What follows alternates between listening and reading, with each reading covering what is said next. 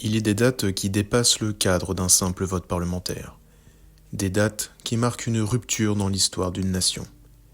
Le 15 juillet 2026 restera comme le jour où la France a officiellement choisi la mort plutôt que la vie. Depuis des millénaires, la mission de la civilisation est pourtant demeurée la même. Protéger la vie, soigner la souffrance, repousser la maladie, défendre les plus faibles.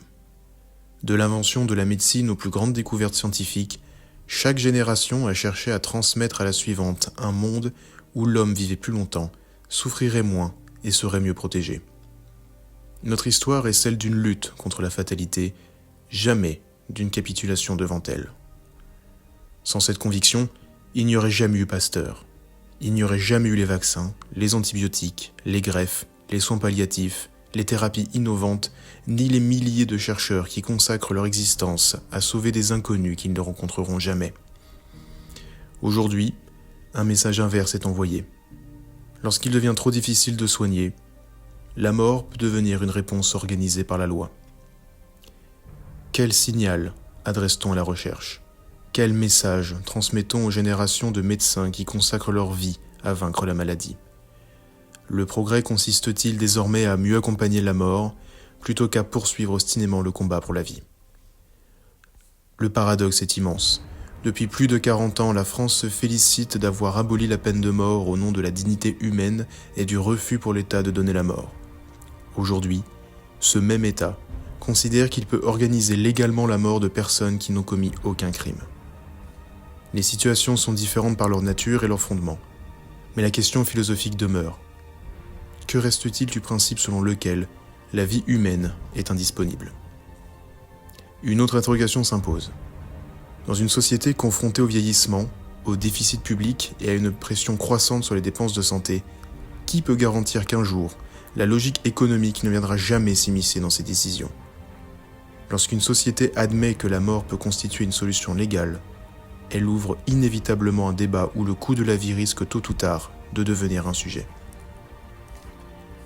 L'histoire enseigne une vérité simple. Les grandes ruptures morales ne commencent jamais par leurs formes les plus extrêmes. Elles débutent toujours par un premier pas présenté comme exceptionnel, encadré, humain, limité. Puis les limites se déplacent. Ce qui paraissait inconcevable devient discutable. Ce qui était discutable devient acceptable. Le 15 juillet 2026 est peut-être ce premier pas. Ce jour restera comme celui où la France a entrouvert une boîte de Pandore dont nul ne peut aujourd'hui prédire les conséquences. Une civilisation ne renonce jamais brutalement à ses principes. Elle les abandonne progressivement, convaincue que cette fois, les garde-fous suffiront. La grandeur d'une nation ne réside pas dans sa capacité à organiser la mort avec davantage de procédures. Elle réside dans son refus obstiné d'abandonner un seul être humain à la fatalité. Elle réside dans sa volonté de chercher, de soigner, d'innover, d'accompagner, même lorsque tout semble perdu. La France fut longtemps une nation des Lumières, des savants, des chercheurs, des médecins, des bâtisseurs d'espérance. Aujourd'hui, elle écrit une autre page de son histoire. Le 15 juillet 2026 restera comme une date historique. Le jour où la République a cessé de considérer que sa plus haute mission était de défendre la vie. Le jour où, pour la première fois, la mort est devenue une réponse politique. Et lorsqu'une civilisation fait ce choix, la question n'est plus seulement ce qu'elle autorise aujourd'hui. La véritable question est celle de ce qu'elle s'autorisera demain.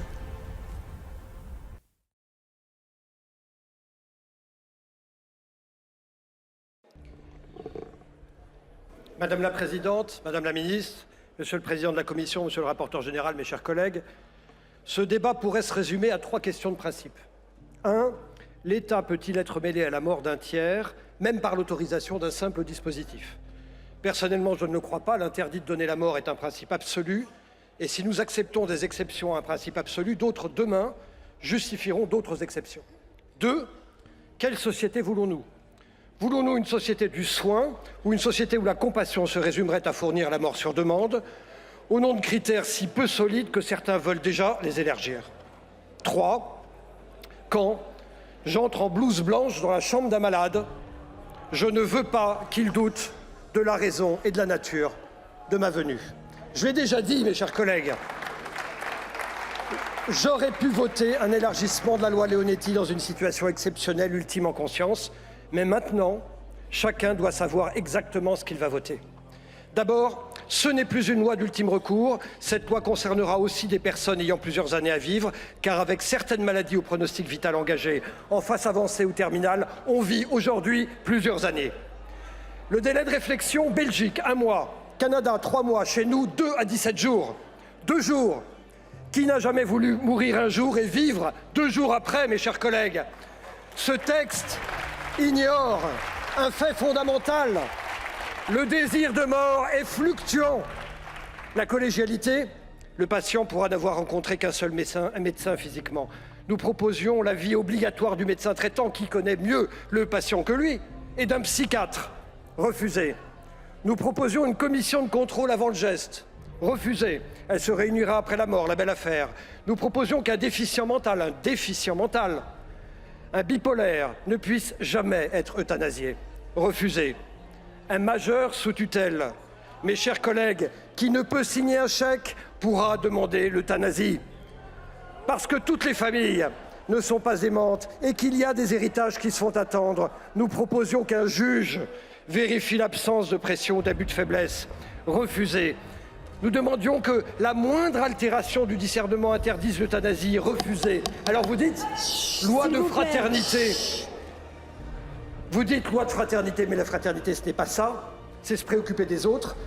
À l'admission aux soins palliatifs, 3% des patients veulent mourir 1 semaine plus tard, 10 fois moins. Qu'est-ce qui s'est passé en 7 jours? Eh bien, on a répondu à leurs besoins. Quand on s'occupe des gens, la demande d'euthanasie disparaît. Vous dites, c'est une loi de liberté absolue. Mais la liberté absolue, ça n'existe pas, nous ne sommes pas seuls. Et puis, est-on libre quand on souffre de dépression? Les psychiatres savent bien que non. Est-on libre quand on ne peut pas se payer d'aide humanitaire ou matérielle? Quand on est grabataire, seul, qu'on se sent sale dans son lit et que l'infirmière ne passe que le lendemain, on est moins libre de ses choix que si l'infirmière est là en permanence. Oui, vous n'êtes pas content. Mais je vous le dis, quand on ne peut pas se payer l'infirmière 24 heures sur 24, les jours et les nuits sont plus pénibles. Et ça peut donner des envies de mort. Alors vous dites, on ne forcera personne. Mais attention, dans une société traversée par les inégalités, où l'on inculque insidieusement à certains qu'il serait un fardeau, la liberté proclamée peut se muer en pression silencieuse. Pousser les plus vulnérables vers la sortie, les inciter à s'effacer eux-mêmes. Ouvrez les yeux, c'est déjà le cas au Canada. Pour un quart des Canadiens, la pauvreté est désormais une raison valable pour demander l'euthanasie. Et le handicap, pour 50%. Vous, mes chers collègues, vous pourrez choisir.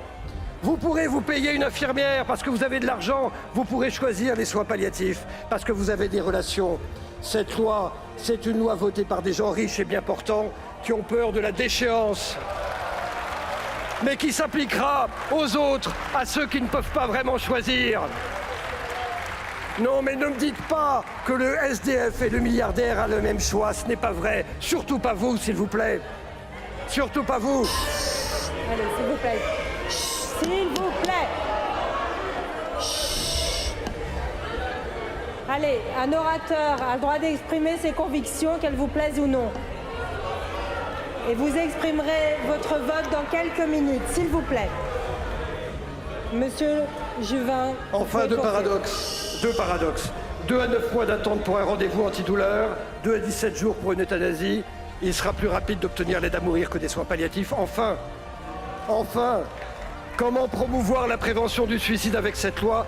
Vous savez que la prévention du suicide, c'est dire à quelqu'un qui veut se suicider, il y a une alternative au suicide. Et là, en même temps, on va leur dire, le suicide est une alternative inacceptable, mais franchement, on ne va rien y comprendre. Cette loi révèle au fond une peur profonde de la vieillesse et du handicap. Elle sous-entend que certaines vies voudraient être vécues et d'autres devenues indignes. Non, aucun pays n'était allé d'emblée aussi loin dans l'ouverture des critères, les délais, la faiblesse du contrôle, et la pression qui pèsera sur les plus vulnérables. Madame la Présidente, les députés de la droite républicaine voteront en conscience. Mais moi, ce n'est pas ma conscience, c'est ma raison qui me commande de ne pas voter cette loi qui va trop loin. Merci, monsieur le député.